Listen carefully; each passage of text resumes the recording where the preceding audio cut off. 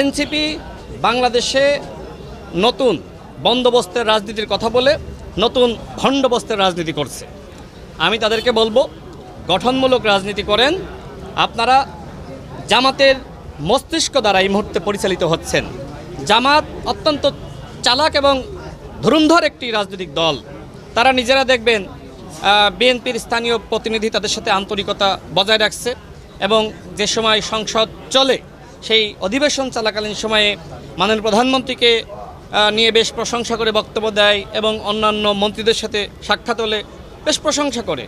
আবার মাঠে গিয়ে দেখি যে তারা গণ অভ্যুত্থানের হুমকি দেয় এবং এমনকি এই এনসিপি নেতৃবৃন্দের মাধ্যমে নানানভাবে মাননীয় প্রধানমন্ত্রীকে এবং আমাদের মন্ত্রীদেরকে গালিগালাজ করাচ্ছে। দেখেন, এনসিপি বর্তমানে যা করছে এগুলো জামাতের পরামর্শই করছে।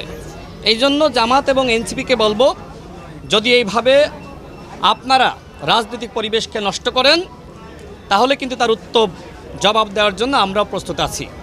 সিলেটে যে ধরনের ঘটনা ঘটেছে দেখেন, সেখানকার যে স্থানীয় এমপি অত্যন্ত জনপ্রিয়।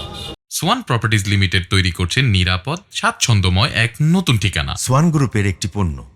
তিনি কারাগারে থাকা অবস্থায় মেয়র নির্বাচিত হয়েছিলেন, তাকে আপনি গালিগালাজ করে ফিরে আসবেন আর সিলেটের জনতা সেটি মেনে নিবে, এটি তো হয় না। আমি বলতে চাই যে এনসিপির উচিত এই মুহূর্তে ইতিবাচক রাজনীতি করা। বাংলাদেশে তারা গণ অভ্যুত্থানে তাদের ভূমিকা আছে, কিন্তু আমি আগেই বলেছি যে কেউ মুক্তিযুদ্ধে ভূমিকা রেখেছেন, মুক্তিযোদ্ধা, আর এই জন্য তার পরবর্তী অপরাধ মাপ হয়ে যায় না। সুতরাং গণ অভ্যুত্থানে আপনি নেতৃত্ব দিয়েছেন, আপনি ভূমিকা রেখেছেন, এই জন্য পরবর্তীতে আপনি যে রাজনৈতিক অপসংস্কৃতি, আপনি যে রাজনৈতিক মাঠকে আপনি গালিগালাজের মাঠে আপনি তৈরি করেছেন, এইটার জন্য ভাই আপনার খেসারত দেওয়া লাগবে।